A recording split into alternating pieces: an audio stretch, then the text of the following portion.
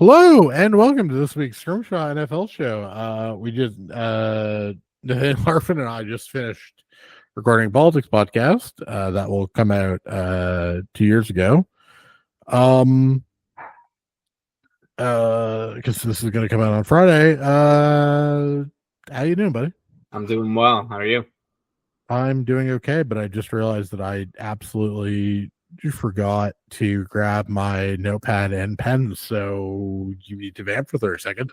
Like and subscribe to this video. Listen to the football shows. I think they're fun. You went 4-2 last week. I think I went 3-3. Fuck the Saints. I think we can agree on that, right? Oh, 100%. Derek Carr, it was just, I don't know, all over the place. Not a good time. Did you see his first interception on Monday night? Where he just kind of chucks the ball up and the Saints and the Chiefs just intercept it. Who was he throwing it to? There was a receiver there. There were also two defenders there. Peyton Manning. I saw a clip of the Manning cast. Peyton Manning looks like he wanted to murder Derek Carr during that. The Eagles are back. Who the hell do the Eagles play this week? The Eagles will be playing. Why do I not know this? The Browns this weekend. Oh, yeah. No. Has that line gotten to 7 yet or not? It is currently at 9. So there was a 6.5, and I'm now mad at myself for not betting the 6.5 because, yeah, we are where we are. Okay, you had the winning week last week. So I think with that in mind, I'm going to let you make the first overall pick. Scrimshaw 6, we picked 6 games. I don't know. If you're not listening, listen to the show. We're down. I don't really give a shit at this point. I think I am going to start off with the Bears -2. Malik Willis seems to be doing. Oh, sorry, not Malik Willis. Wow, where am I? The Bears seem to be on an upward trend. The Jaguars have done nothing all season. I mean, the Jags beat Indianapolis last week. No, yeah, they played in Indy last week. They beat Indy. I don't know if you think Indy's any good, but Indy without Jonathan Taylor and without Anthony Richardson. So there wasn't much of an Indianapolis Colts play last week. I'm not putting much stock into the Jags win there. I mean, the case against the Bears is that they've beaten the Rams with a defensive touchdown and basically essentially just incredible red zone luck for Matt Stafford being a fraud. And I still have legitimate concerns about Caleb Williams. I just don't know that the Jags defense is going to get enough pressure to cause those to be the case. I don't hate the pick. I just that feels like a stay away because I don't trust Caleb yet. Do you?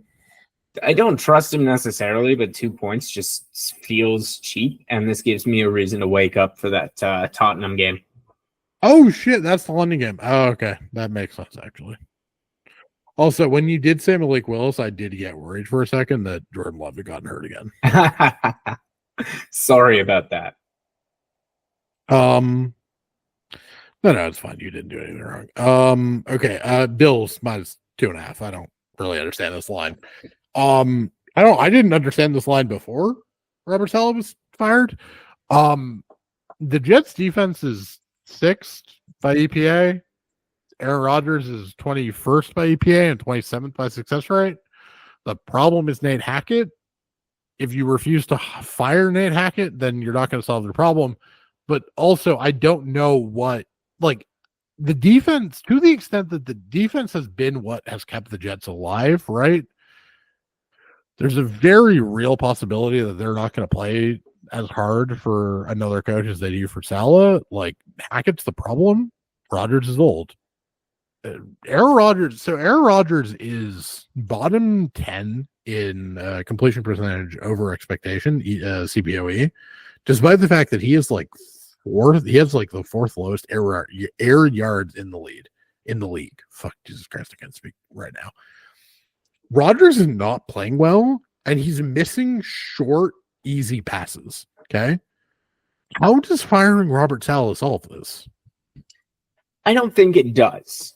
What I would worry about is the dead cat bounce. I know that it's like I did this research. You can finish your point, but I did this research. It's murky. It's not that significant. We're talking about a couple points, maybe a game, but maybe it's enough. The Bills haven't looked great, to put it nicely, kindly. Only. So there have been 6 teams that have fired their coach before November 1st in the last decade of the NFL. Okay. One of those 7 teams ended the season, went above 500 in the remaining games after the coach was fired. It's 2 of 7 if you include the Jason Garrett, the Wade Phillips for Jason Garrett hiring in Dallas in 2010.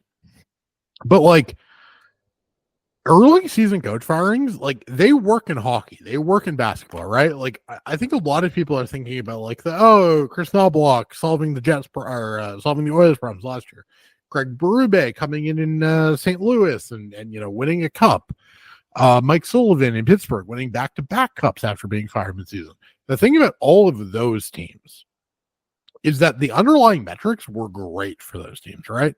The Oilers' underlying metrics last year when Jay Roykoff was fired were fantastic. They were still top 5 and top 10 in basically every metric, okay?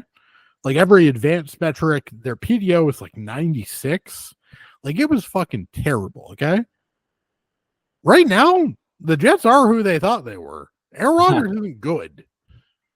Like that is their fundamental problem. Their play caller is an idiot, and their quarterback is old and not very good. And they fired the coach, who was a DC, who led the defense to a top 6 defense. They're fucking idiots. Yeah, I don't care that the Bills have failed last 2 weeks. I don't give a shit that Sean McDermott doesn't know how to fucking game plan the last 3. Like I don't care that he threw 3 times at the end of the game last week. The Jets are a fucking tire fire. It's not an unfair argument. They are a really bad team. They couldn't catch the ball. Aaron Rodgers looks just bad. Bottom 10 in the league in CPOE despite having a bottom 5 air yards. That feels bad. It looks bad. He's throwing the ball at the ground all the time. Exactly. Like that's the thing. Like the advanced stats are backing up the eye test, which is that this motherfucker has lost his zip. He has lost whatever. Honestly, you know what this reminds me of? Last season with the Broncos. They got benched for Brock Osweiler for like 8 weeks. After the back injury. That's right. Back or neck. Yeah, no, this like he does not have it anymore. What's your second pick? My second pick is my second favorite team to pick on. Let's go with the Lions -3 at the Cowboys. The Lions, I still believe, are a good team, and the Cowboys have still not shown me that they are not a bad team. Did the Lions play last week, or were they on bye? They last played against the Rams. They played the Rams week 1. Oh, yeah, you're right. Yes, so they last played versus Seattle. So they were on bye last week. They were on bye last week. Yeah, try to miss anything. Because they fucking beat the shit out of the Seahawks on Monday night. I lost money on that game. Yeah, so Detroit is coming off the bye, off of that huge win, off of a better result than the by their teeth victories that the Cowboys pulled out against the Giants. And oh man, was that game painful on Sunday night at Pittsburgh. Yeah, so the only case I can make for you is that I have bet the Texas Longhorns on Saturday in the Red River Rivalry. And therefore I'm feeling a certain patriotic twinge for the state of Texas, but like that is an objectively stupid reason to bet on the Cowboys. The problem with the Cowboys is that are we sure they're any good? No, Like legitimately, they have they're a not. bunch of big names. They get a big boost from the fact that they lead First Take and McAfee and PTI every fucking week. They're Are we sure America's they're team. good? No. I'm obviously bringing my personal biases to this, but Right, but like they didn't upgrade at all in free agency. They just went back to Zeke at fucking running back because why the fuck not? Like Jerry Jones very clearly is fine using the Cowboys as balance sheet leverage for the other things he wants to do. Like I don't think they're very invested in the team anymore, and I think it's pretty clear that this team is Micah Parsons, Dak Prescott, obviously CeeDee Lamb, and the cornerback whose name I'm forgetting, Bland. Like that's basically it. This is a mediocre team outside of those four people, and like I don't know what the fuck to do with this team. I mean, I bet Pittsburgh last week, and frankly, if what's his face remembered how to play football, I feel like I would have covered that number. I agree with you on Detroit. Cincinnati, I think the Giants are overvalued because they looked good against the Dallas team that I don't respect on Thursday Night Football 2 weeks ago, and like I don't think the Seahawks are very good.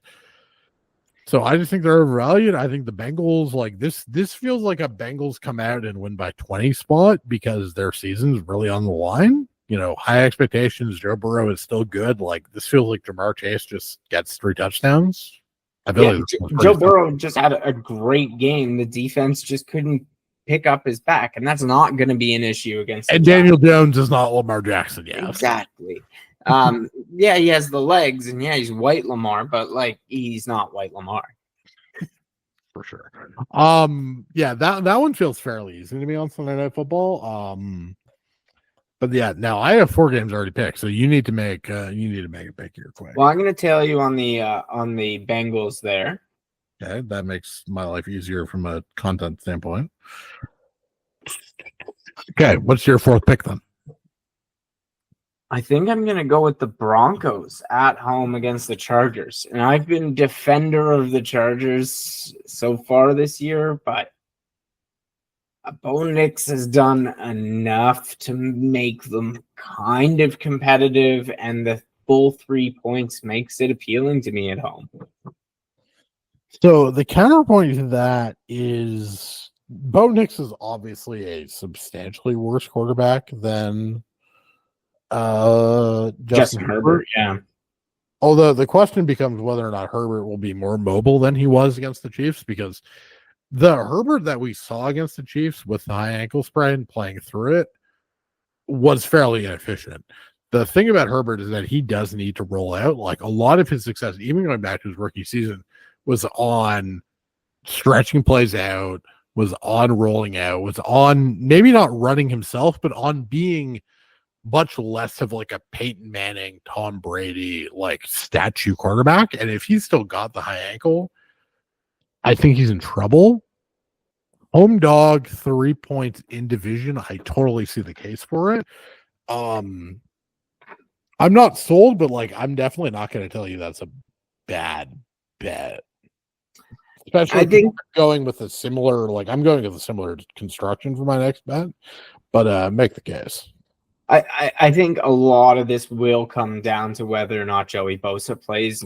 Obviously, he can change the game completely on his own. He's had his hand surgery. I'm not sure if he's back at practice quite yet. Let me. But if he doesn't play, I can see this line moving considerably. Other than that, the Chargers have just not shown up to a lot of their games. Herbert, like you said, he's playing through that high ankle sprain, but he hasn't been able to make it work. The defense hasn't been able to contain. I mean, they have been able to contain their opponents, and that's what makes it tough. You know, they only allowed 20 versus Pittsburgh, and only 17 against Kansas City. I mean, But the case for the Chargers is that they hung with Kansas City even without they hung with Kansas City even without Bosa and Derwin James. Like,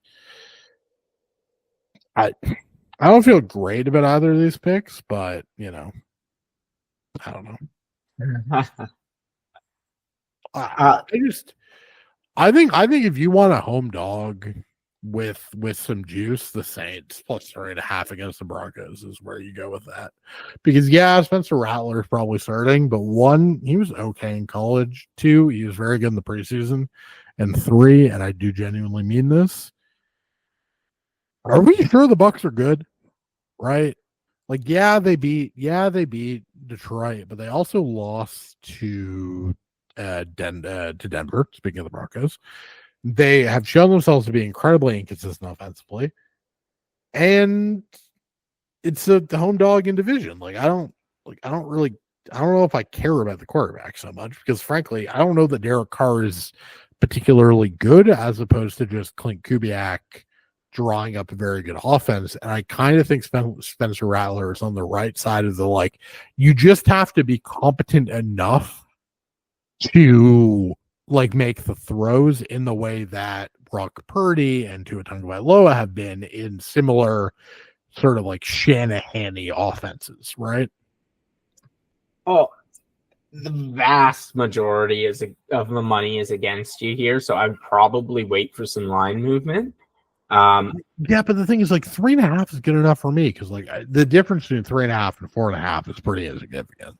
That's true. That is a good point.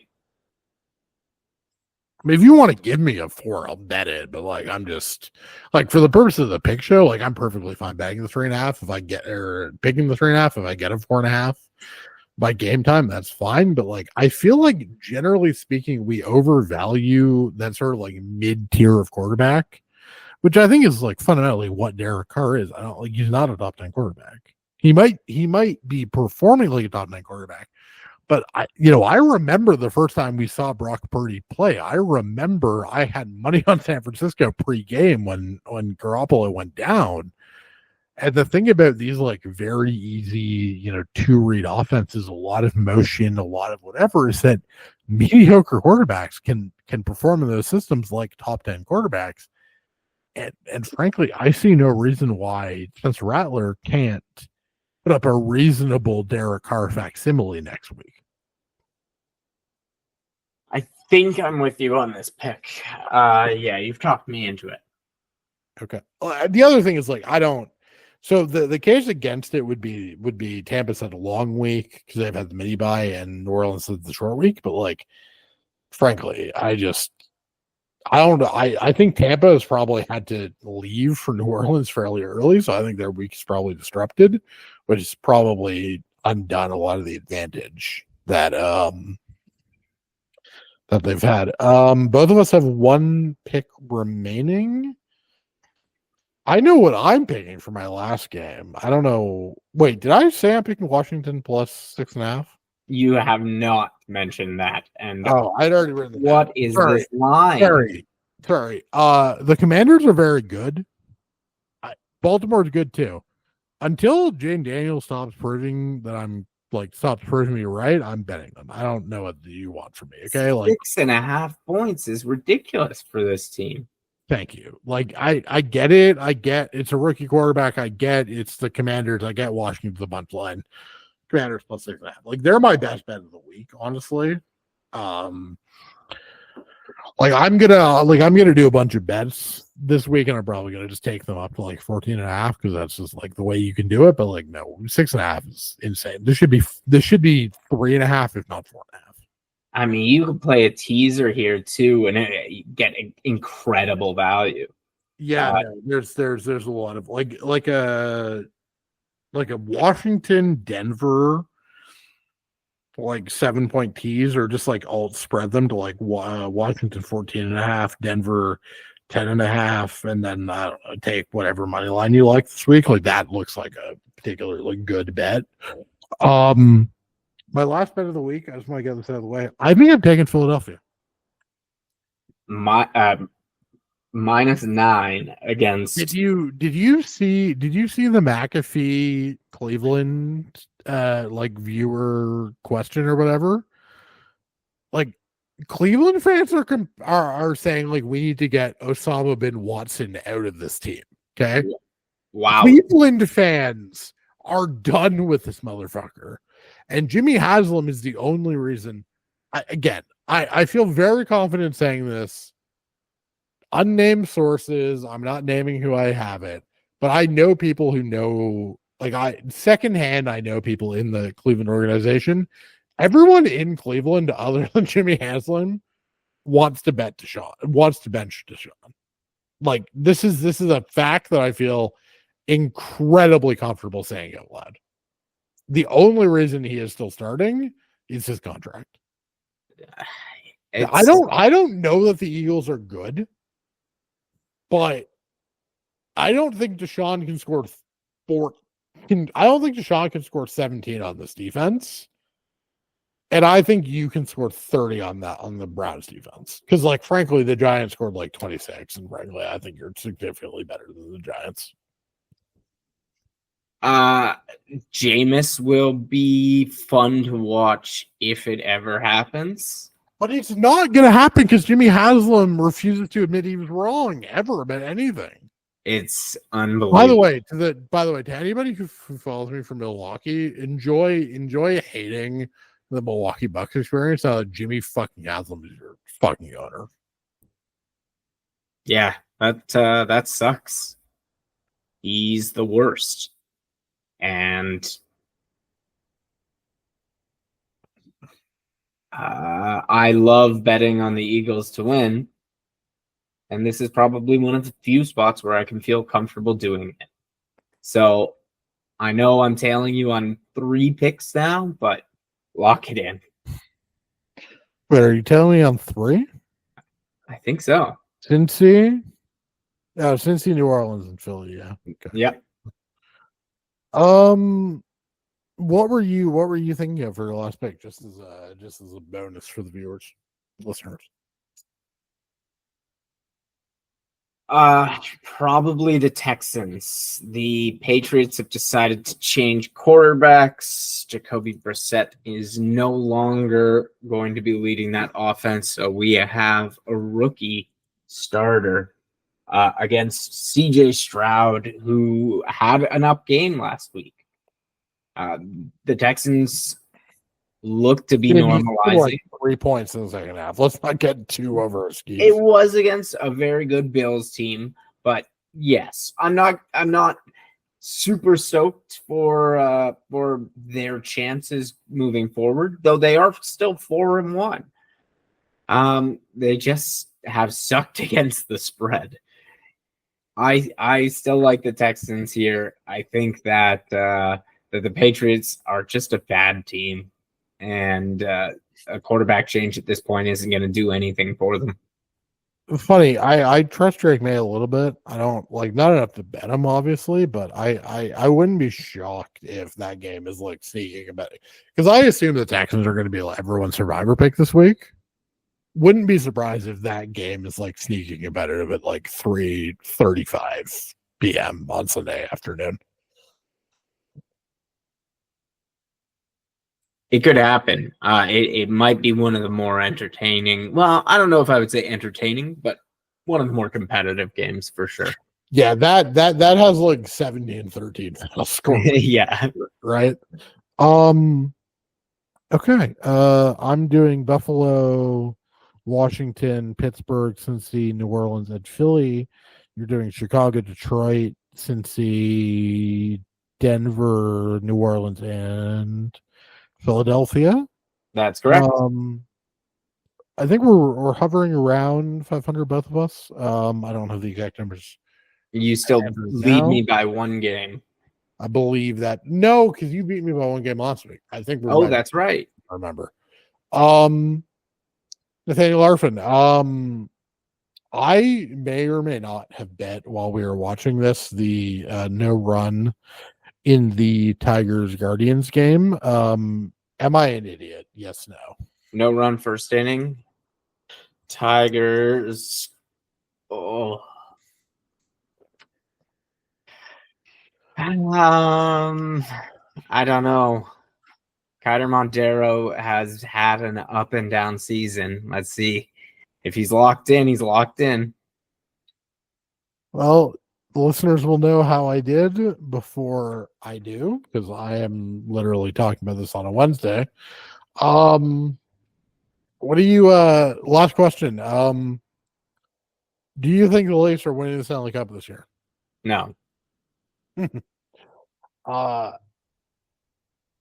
Yeah, no. I am interested in the Leafs as like a conceptual object, but I definitely don't think you're any good. I am mostly interested in, can I confess something? Yes.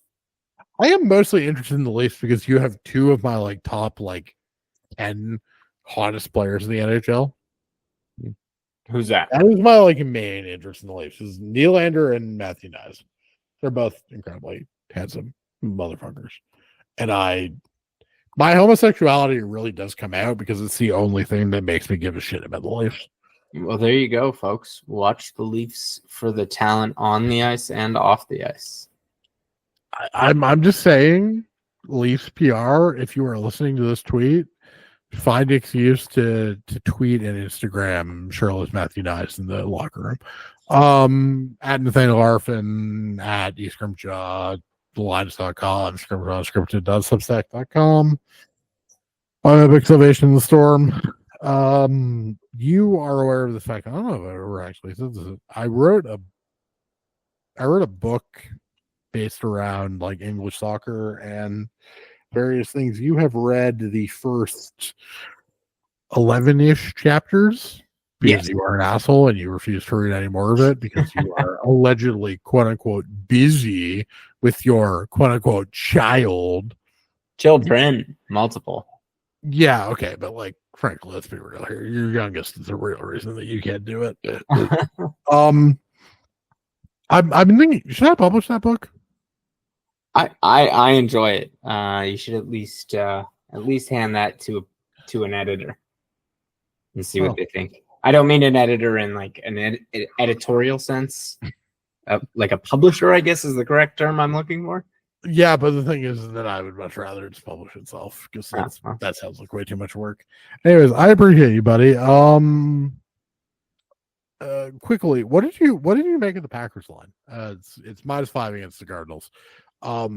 I gotta think the Cardinals are going to win outright. I don't know if I'm just like incredibly pessimistic, but I think you're being a bit pessimistic. The Cardinals are a good football team, but I think this will be one of the more fun games to watch. Kyler versus Love should be a good matchup.